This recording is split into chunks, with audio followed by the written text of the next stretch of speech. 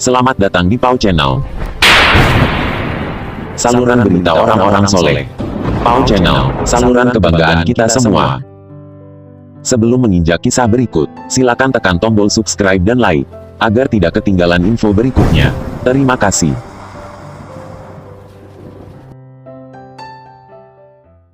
Assalamualaikum warahmatullahi wabarakatuh.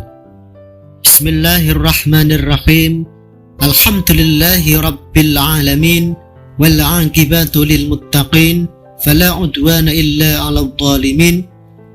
Wassalatu wassalamu ala asyrafil anbiya'i wa imamil mursalin, nabiyyina wa habibina Muhammadin rahmatan lil alamin, wa ala alihi wa azwajihi wa ashabil ghurril mayamin, wa man tabi'ahum bi ihsani ila yaumiddin.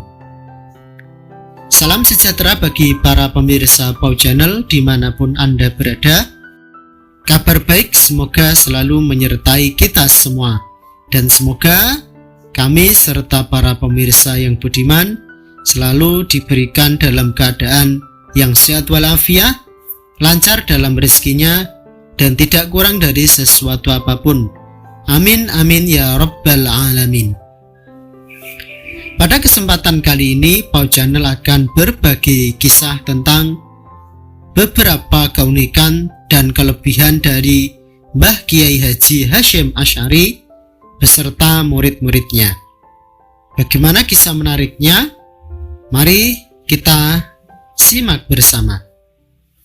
Yang pertama, memberikan asma kurung anti peluru.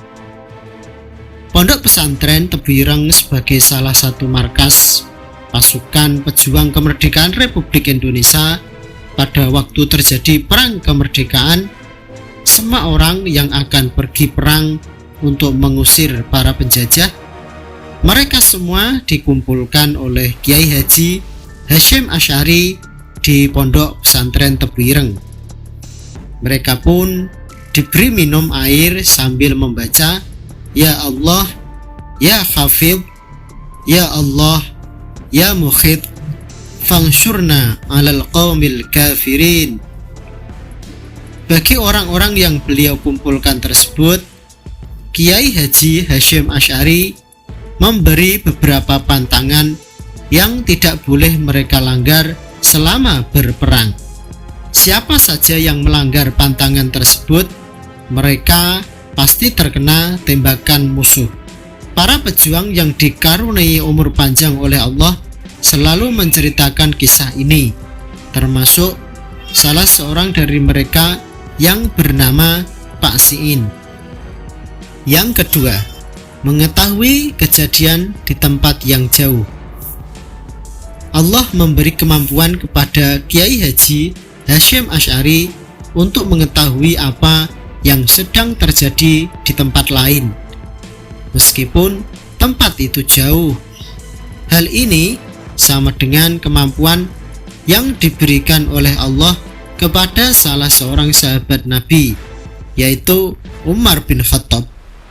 Beliau dapat mengetahui apa yang sedang terjadi dengan pasukannya dan memberi perintah kepada pasukan tersebut dari atas mimbar.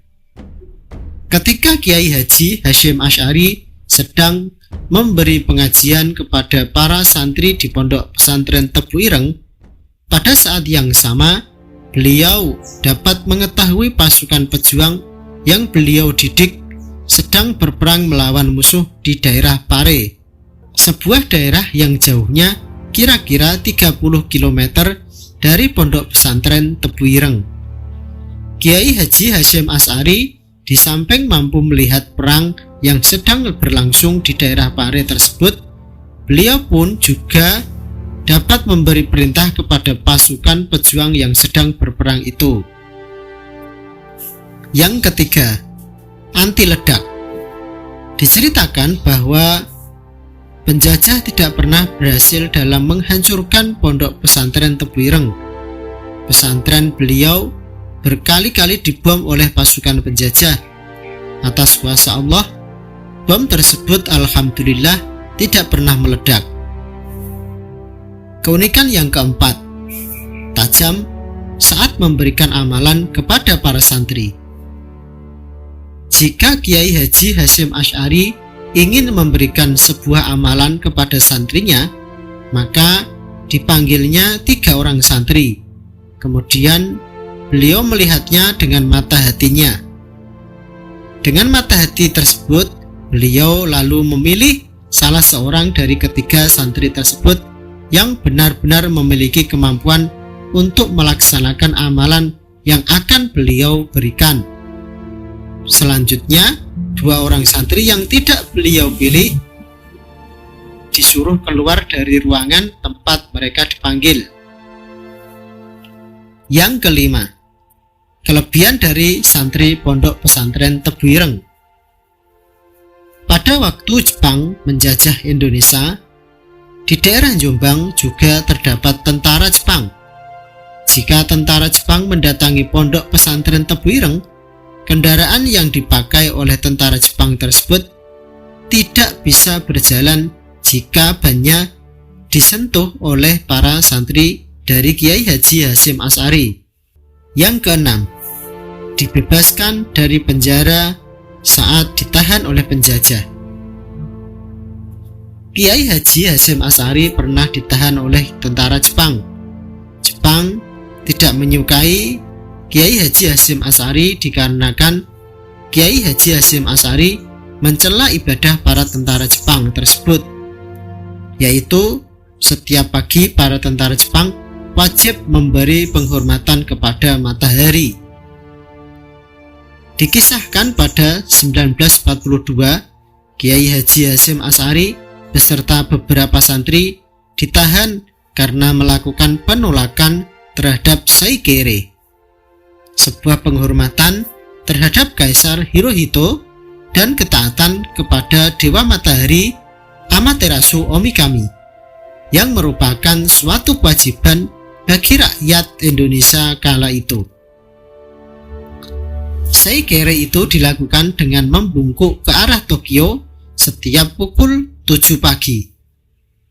Kiai Haji Hasyim Asy'ari menolak Saikere karena hanya Allah lah yang patut untuk disembah, bukan manusia, bukan matahari. Selama dalam tahanan ini, banyak penyiksaan fisik yang diterima oleh Kiai Haji Hasyim Asy'ari.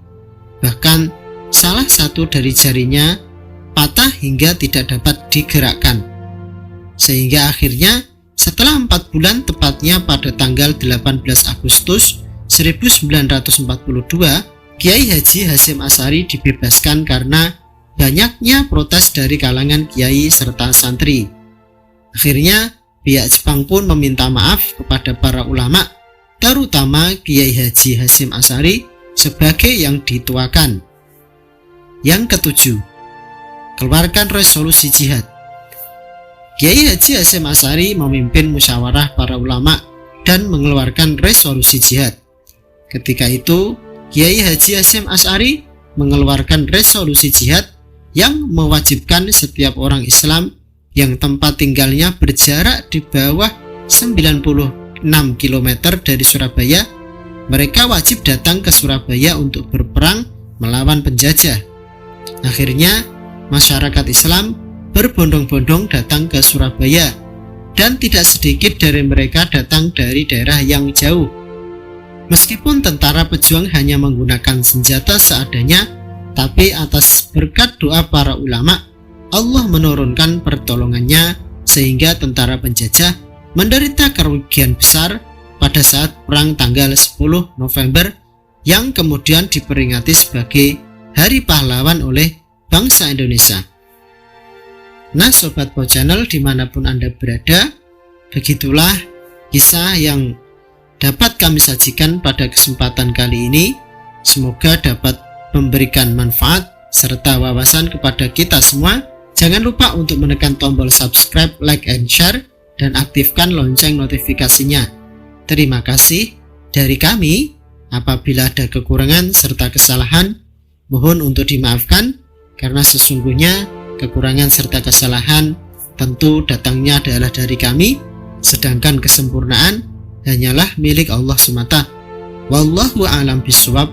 Mari kita akhiri dengan bacaan Alhamdulillahi Rabbil Alamin. Akhirul kalam, billahi taufiq wal hidayah, wal ridha wal inayah, wal afu minkum. Wassalamualaikum warahmatullahi wabarakatuh.